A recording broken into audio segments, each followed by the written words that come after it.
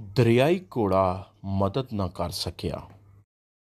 ਹਾਥੀ ਜੰਗਲ ਵਿੱਚ ਚੁੱਪਚਾਪ ਖੜਾ ਸੀ। ਉਹ ਇੱਕ ਸ਼ਿਕਾਰੀ ਨੂੰ ਵੇਖ ਰਿਹਾ ਸੀ, ਜਿਹੜਾ ਇੱਕ ਡੂੰਘੇ ਖੱਡੇ ਉੱਤੇ ਲੱਕੜੀਆਂ ਤੇ ਘਾਹ ਪਾ ਰਿਹਾ ਸੀ। ਇਹ ਇੱਕ ਜਾਲ ਸੀ, ਜਿਹਦੇ ਨਾਲ ਉਹ ਸ਼ਿਕਾਰ ਫੜਨਾ ਚਾਹੁੰਦਾ ਸੀ। ਹਾਥੀ ਨੇ ਸੋਚਿਆ, ਮੈਨੂੰ ਹੋਰ ਜਾਨਵਰਾਂ ਨੂੰ ਖਬਰਦਾਰ ਕਰਨਾ ਚਾਹੀਦਾ ਹੈ, ਤੇ ਉਹ ਫੌਰਨ ਉੱਥੋਂ ਚੱਲ ਪਿਆ। ਹਾਥੀ ਗਿਆ ਤੇ ਹੋਰ ਜਾਨਵਰਾਂ ਨੂੰ ਸਮਝਾਇਆ, ਖਬਰਦਾਰ ਰਹੋ, ਸ਼ਿਕਾਰੀ ਸਾਡੇ ਜੰਗਲ ਵਿੱਚ ਖਤਰਨਾਕ ਜਾਲ ਖੋਦ ਚੁੱਕੇ ਨੇ। ਹਾਥੀ ਜਲਦੀ ਜਲਦੀ ਜਾ ਰਿਹਾ ਸੀ ਤੇ ਹਰ ਉਸ ਜਾਨਵਰ ਨੂੰ ਖਬਰਦਾਰ ਕਰ ਰਿਹਾ ਸੀ ਜਿਨ੍ਹਾਂ ਨੂੰ ਉਹ ਰਾਸਤੇ ਵਿੱਚ ਮਿਲਦਾ ਗਿਆ।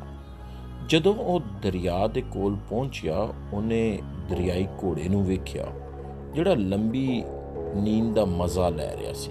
ਹਾਥੀ ਨੇ ਉਹਨੂੰ ਜਗਾਇਆ ਤੇ ਉਹਨੂੰ ਵੀ ਖਬਰਦਾਰ ਕੀਤਾ। ਹਾਥੀ ਨੇ ਉਹਨੂੰ ਆਖਿਆ, ਜੇ ਤੂੰ ਛੋਟੇ ਹਿਰਨ ਨੂੰ ਵੇਖੀ ਤਾਂ ਉਹਨੂੰ ਜਾਲਾਂ ਤੋਂ ਖਬਰਦਾਰ ਕਰ ਦੇਵੀਂ। ਦਰਿਆਈ ਘੋੜੇ ਨੇ ਊਂਘਦੇ ਹੋਏ ਜਮਾਈ ਲਈ ਤੇ ਜਵਾਬ ਦਿੱਤਾ, ਹਾਂ, ਮੈਂ ਕਰ ਦੇਵਾਂਗਾ। ਕੁਝ ਦੇਰ ਬਾਅਦ ਹਿਰਨ ਪਾਣੀ ਪੀਣ ਲਈ ਦਰਿਆ ਦੇ ਕੋਲ ਆਇਆ। ਉਹਨੇ ਵੇਖਿਆ ਕਿ ਹੀਪੋ ਧੁੱਪ ਸੇਕ ਰਿਹਾ ਸੀ ਤੇ ਮਜ਼ੇ ਨਾਲ ਊਂਘ ਰਿਹਾ ਸੀ। ਹਿਰਨ ਨੂੰ ਸ਼ਰਾਰਤ ਸੁੱਝੀ ਤੇ ਉਹ ਸੋਚਣ ਲੱਗਾ, ਹੀਪੋ ਤਾਂ ਬੜਾ ਖੁਸ਼ ਤੇ ਸਕੂਨ ਵਿੱਚ ਲੱਗਦਾ ਏ, ਮੈਂ ਇਹਦੇ ਨਾਲ ਇੱਕ ਸ਼ਰਾਰਤ ਕਰਨਾ ਤਾਂ ਜੋ ਇਹ ਜਾਗ ਪਵੇ। ਹਿਰਨ ਨੇ ਫੁੱਲਾਂ ਵਾਲੇ ਰੁੱਖ ਦੀ ਇੱਕ ਟਹਿਣੀ ਤੋੜ ਲਈ ਤੇ ਉਸ ਤੋਂ ਥੋੜ੍ਹਾ ਜਿਹਾ ਫੁੱਲਾਂ ਦਾ ਜ਼ਰਦਾ ਹਿਲਾ ਕੇ ਹੀਪੋ ਦੇ ਨੱਕ ਵਿੱਚ ਸੁੱਟਿਆ। ਫੁੱਲਾਂ ਦੇ ਜ਼ਰਦੇ ਨੇ ਹੀਪੋ ਦੇ ਨੱਕ ਨੂੰ ਚੜਾਇਆ ਤੇ ਉਹ ਜ਼ੋਰ ਨਾਲ ਛਿੰਕਿਆ, ਆਛ ਆਛ। ਇਸ ਛਿੱਕ ਨੇ ਹੀਪੋ ਨੂੰ ਉਹਦੀ ਨੀਂਦ ਤੋਂ ਜਗਾ ਦਿੱਤਾ। ਹੀਪੋ ਨੇ ਵੇਖਿਆ ਕਿ ਹਿਰਨ ਦਰਿਆ ਦੇ ਕੰਢੇ ਉੱਤੇ ਖਲੋਤਾ ਹੱਸ ਰਿਹਾ ਸੀ। ਫਿਰ ਹੀਪੋ ਨੂੰ ਉਹ ਪੈਗਾਮ ਯਾਦ ਆਇਆ ਜਿਹੜਾ ਹਾਥੀ ਨੇ ਉਹਨੂੰ ਹਿਰਨ ਨੂੰ ਦੱਸਣ ਲਈ ਆਖਿਆ ਸੀ। ਇਸ ਲਈ ਉਹ ਜ਼ੋਰ ਨਾਲ ਚਿল্ਲਾਇਆ, ਓਏ ਛੋਟੇ ਹਿਰਨ, ਓਏ ਛੋਟੇ ਹਿਰਨ। ਪਰ ਛੋਟਾ ਹਿਰਨ ਭੱਜਣ ਲੱਗ ਪਿਆ। ਛੋਟੇ ਹਿਰਨ, ਰੁਕ ਜਾ, ਹੀਪੋ ਜ਼ੋਰ ਨਾਲ ਚਿল্ਲਾਇਆ, ਮੈਨੂੰ ਤੈਨੂੰ ਇੱਕ ਜ਼ਰੂਰੀ ਗੱਲ ਦੱਸਣੀ ਹੈ। ਛੋਟੇ ਹਿਰਨ ਨੇ ਜਵਾਬ ਦਿੱਤਾ, ਨਹੀਂ, ਮੈਂ ਤੈਨੂੰ ਆਪਣੇ ਕੋਲ ਨਹੀਂ ਆਉਣ ਦੇਣਾ। ਛੋਟੇ ਹਿਰਨ ਨੇ ਸੋਚਿਆ ਕਿ ਵੱਡਾ ਹੀਪੋ ਸਿਰਫ ਉਹਦੇ ਨਾਲ ਖੇਲਣਾ ਚਾਹੁੰਦਾ ਏ, ਇਸ ਲਈ ਉਹ ਹੀਪੋ ਤੋਂ ਦੌੜ ਕੇ ਦੂਰ ਚਲਾ ਗਿਆ। ਜਦੋਂ ਛੋਟਾ ਹਿਰਨ ਭੱਜ ਰਿਹਾ ਸੀ, ਅਚਾਨਕ ਉਹਨੂੰ ਮਹਿਸੂਸ ਹੋਇਆ ਕਿ ਉਹਦੇ ਖੁਰਾਂ ਥੱਲੋਂ ਜ਼ਮੀਨ ਨਿਕਲ ਗਈ ਏ ਤੇ ਉਹ ਸ਼ਿਕਾਰੀ ਦੇ ਜਾਲ ਵਿੱਚ ਜਾ ਡਿੱਗਾ ਹੈ। ਹੀਪੋ ਦਰਿਆ ਵਿੱਚੋਂ ਬਾਹਰ ਆਇਆ ਤੇ ਚਿল্ਲਾਇਆ, ਛੋਟੇ ਹਿਰਨ, ਤੂੰ ਕਿੱਥੇ? ਛੋਟੇ ਹਿਰਨ ਨੇ ਡਰੀ ਹੋਈ ਹੌਲੀ ਜਿਹੀ ਆਵਾਜ਼ ਵਿੱਚ ਜਵਾਬ ਦਿੱਤਾ, ਮੈਂ ਥੱਲੇ ਇੱਥੇ ਖੱਡੇ ਵਿੱਚ ਪਿਆ ਵਾਂ। ਹੀਪੋ ਨੇ ਫੇਰ ਪੁੱਛਿਆ, ਛੋਟੇ ਹਿਰਨ, ਮੈਂ ਤੇਰੀ ਆਵਾਜ਼ਾਂ ਤੇ ਸੁਣਨਾ, ਪਰ ਤੂੰ ਮੈਨੂੰ ਨਜ਼ਰ ਨਹੀਂ ਆ ਰਿਹਾ, ਤੂੰ ਕਿੱਥੇ ਹੈ? ਛੋਟੇ ਹਿਰਨ ਨੇ ਉੱਚੀ ਆਵਾਜ਼ ਵਿੱਚ ਆਖਿਆ, ਆਪਣੇ ਅੱਗੇ ਜ਼ਮੀਨ ਵਿੱਚ ਜਿਹੜਾ ਖੱਡਾ ਏ ਉਹਦੇ ਵਿੱਚ ਥੱਲੇ ਵੇਖ। ਜਦੋਂ ਹੀਪੋ ਨੇ ਵੇਖਿਆ ਕਿ ਛੋਟਾ ਹਿਰਨ ਕਿੱਥੇ ਜਾਲ ਵਿੱਚ ਡਿੱਗਾ ਏ ਤਾਂ ਉਹ ਉਹਨੂੰ ਲੱਭਣ ਲੱਗ ਪਿਆ। ਮੈਂ ਤੈਨੂੰ ਜਾਲਾਂ ਬਾਰੇ 10 ਅਸੂਲ ਦੱਸਦਾ ਵਾਂ। ਪਹਿਲਾ ਅਸੂਲ ਇਹ ਏ, ਜਿੱਥੇ ਜਾ ਰਿਹਾ ਹੋਵੇਂ ਉੱਥੇ ਧਿਆਨ ਨਾਲ ਵੇਖਿਆ ਕਰ। ਦੂਜਾ ਅਸੂਲ ਇਹ ਵੇ, ਛੋਟਾ ਹਿਰਨ ਘਬਰਾ ਗਿਆ ਤੇ ਜ਼ੋਰ ਨਾਲ ਬੋਲਿਆ, ਹੀਪੋ, ਇਹ ਗੱਲਾਂ ਮੈਨੂੰ ਬਾਅਦ ਵਿੱਚ ਦੱਸੀ, ਪਹਿਲੇ ਮੈਨੂੰ ਇਸ ਜਾਲ ਵਿੱਚੋਂ ਕੱਢ ਲੈ, ਇਸ ਤੋਂ ਪਹਿਲਾਂ ਕਿ ਸ਼ਿਕਾਰੀ ਵਾਪਸ ਆ ਜਾਏ। ਹੀਪੋ ਛੋਟਾ ਹਿਰਨ ਰੋਣ ਦੀ ਆਵਾਜ਼ ਵਿੱਚ ਬੋਲਿਆ, ਜੇ ਤੂੰ ਮੇਰੀ ਮਦਦ ਨਹੀਂ ਕਰ ਸਕਦਾ ਤੇ ਮਿਹਰਬਾਨੀ ਕਰਕੇ ਕਿਸੇ ਹੋਰ ਨੂੰ ਲੈ ਆ ਜਿਹੜਾ ਮੇਰੀ ਮਦਦ ਕਰ ਸਕੇ, ਇਸ ਤੋਂ ਪਹਿਲਾਂ ਕਿ ਸ਼ਿਕਾਰੀ ਵਾਪਸ ਆ ਕੇ ਮੈਨੂੰ ਮਾਰ ਦੇ। ਉੱਥੇ ਇੱਕਦਮ ਬਾਂਦਰ ਆ ਪਹੁੰਚਿਆ ਤਾਂ ਕਿ ਵੇਖੇ ਸਾਰਾ ਸ਼ੋਰ ਸ਼ਰਾਬਾ ਕਿਸ ਗੱਲ ਦਾ ਹੈ। ਉਹਨੇ ਪੁੱਛਿਆ, ਹੀਪੋ, ਤੂੰ ਇਸ ਖੱਡੇ ਵਿੱਚ ਥੱਲੇ ਕਿਉਂ ਵੇਖ ਰਿਹਾ ਹੈ? ਹੀਪੋ ਨੇ ਬਾਂਦਰ ਨੂੰ ਦੱਸਿਆ ਕਿ ਛੋਟਾ ਹਿਰਨ ਕਿਵੇਂ ਇਸ ਜਾਲ ਵਿੱਚ ਡਿੱਗ ਪਿਆ। ਬਾਂਦਰ ਨੇ ਜਵਾਬ ਦਿੱਤਾ, ਇਹ ਤੇ ਬੜੀ ਸੰਗੀਨ ਗੱਲ ਏ, ਪਰ ਮੇਰੇ ਕੋਲ ਇੱਕ ਤਰਕੀਬ ਏ। ਬਾਂਦਰ ਭੱਜ ਕੇ ਇੱਕ ਰੁੱਖ ਕੋਲ ਗਿਆ ਤੇ ਉੱਥੋਂ ਇੱਕ ਲੰਬੀ ਸੋਟੀ ਲੈ ਆਇਆ। ਉਹਨੇ ਸਮਝਿਆ ਛੋਟੇ ਹਿਰਨ ਇਸ ਸੋਟੀ ਦੇ ਇੱਕ ਪਾਸੇ ਨੂੰ ਆਪਣੇ ਮੂੰਹ ਵਿੱਚ ਫੜ ਲਏਗਾ ਤੇ ਅਸੀਂ ਦੂਜਾ ਪਾਸਾ ਫੜ ਕੇ ਉਹਨੂੰ ਖੱਡੇ ਵਿੱਚੋਂ ਬਾਹਰ ਕੱਢ ਲਵਾਂਗੇ। ਜੇ ਅਸੀਂ ਇਕੱਠੇ ਮਿਲ ਕੇ ਕੰਮ ਕਰੀਏ ਤਾਂ ਇਹ ਬੜਾ ਸੌਖਾ ਹੋਵੇਗਾ। ਤਿੰਨਾਂ ਜਾਨਦਾਰਾਂ ਨੇ ਇਸ ਗੱਲ ਨਾਲ ਇਤਫਾਕ ਕਰ ਲਿਆ। ਇਸ ਲਈ ਛੋਟੇ ਹਿਰਨ ਨੇ ਸੋਟੀ ਨੂੰ ਜ਼ੋਰ ਨਾਲ ਆਪਣੇ ਮੂੰਹ ਨਾਲ ਪਕੜ ਲਿਆ, ਜਦਕਿ ਬਾਕੀ ਦੋਵੇਂ ਤਿਆਰੀ ਕਰਨ ਲੱਗ ਪਏ। ਹੀਪੋ ਆਪਣੀ ਪੂਰੀ ਤਾਕਤ ਨਾਲ ਸੋਟੀ ਨੂੰ ਖਿੱਚੇਗਾ ਤੇ ਬਾਂਦਰ ਹੀਪੋ ਦੀ ਦੁਮ ਨੂੰ ਖਿੱਚੇਗਾ। ਇਹ ਤਰੀਕਾ ਵਧੀਆ ਚੱਲ ਰਿਹਾ ਸੀ ਜਦੋਂ ਹੀਪੋ ਸੋਟੀ ਨੂੰ ਖਿੱਚ ਰਿਹਾ ਸੀ, ਪਰ ਜਦੋਂ ਛੋਟਾ ਹਿਰਨ ਅੱਧਾ ਜਿਹਾ ਖੱਡੇ ਵਿੱਚੋਂ ਬਾਹਰ ਆ ਗਿਆ ਤਾਂ ਸਾਰਿਆਂ ਨੇ ਇੱਕ ਜ਼ੋਰਦਾਰ ਟੁੱਟਣ ਦੀ ਆਵਾਜ਼ ਸੁਣੀ, ਕਿਉਂ ਜੋ ਸੋਟੀ ਅਚਾਨਕ ਟੁੱਟ ਗਈ। ਛੋਟਾ ਹਿਰਨ ਫਿਰ ਠੰਡੇ ਤੇ ਹਨੇਰੇ ਖੱਡੇ ਦੇ ਤਲ ਵਿੱਚ ਜਾ ਡਿੱਗਾ। ਧੜਮ ਉਫ!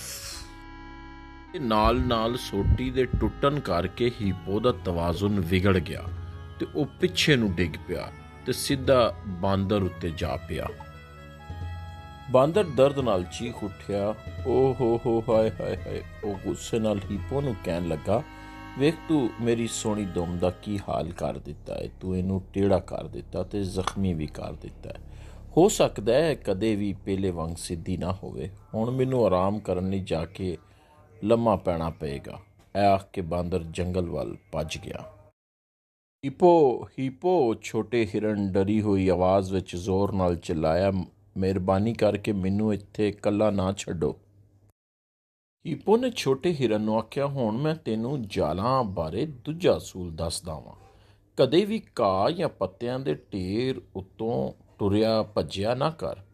ਤੀਜਾ ਅਸੂਲ ਇਹ ਹੈ ਕਿ ਉਹ ਆਪਣੀ ਗੱਲ ਪੂਰੀ ਵੀ ਨਾ ਕਰ ਸਕਿਆ ਸੀ ਕਿ ਉਹਨੇ ਆਪਣੇ ਪਿੱਛੇ ਝਾੜੀਆਂ ਵਿੱਚ ਖੜਖੜਾਹਟ ਦੀ ਆਵਾਜ਼ ਸੁਣੀ। ਉਹਨਾਂ ਨੇ ਹਾਥੀ ਦੀ ਜ਼ੋਰਦਾਰ ਕੁਰਲਾਹਟ ਸੁਣੀ।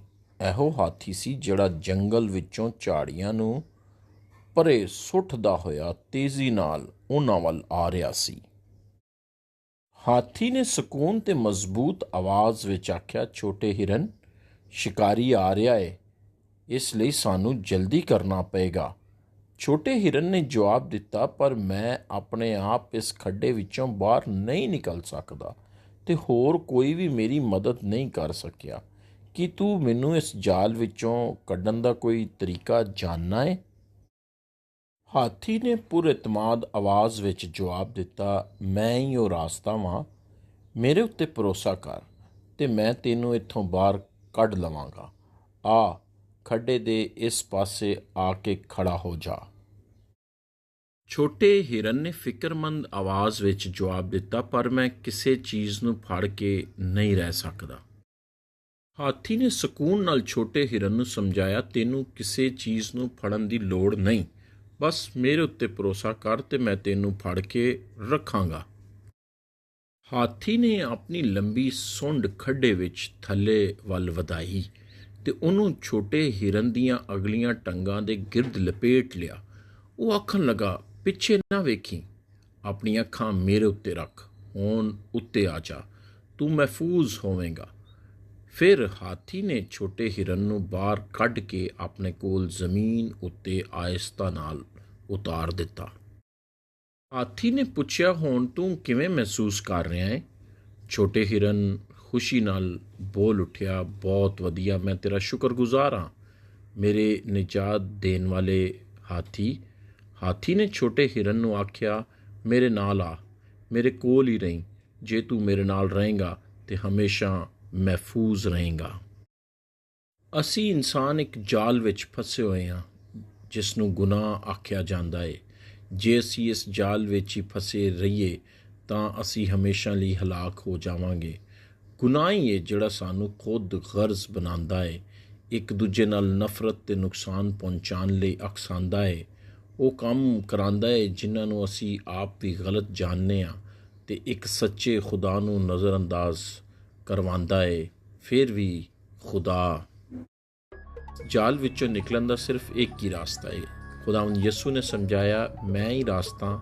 ਜਿਹੜੇ ਲੋਕ ਉਹਦੇ ਉੱਤੇ ਭਰੋਸਾ ਕਰਦੇ ਨੇ ਉਹ ਗੁਨਾਹ ਤੇ ਮੌਤ ਤੋਂ ਨਿਜਾਤ ਪਾ ਲੈਂਦੇ ਨੇ।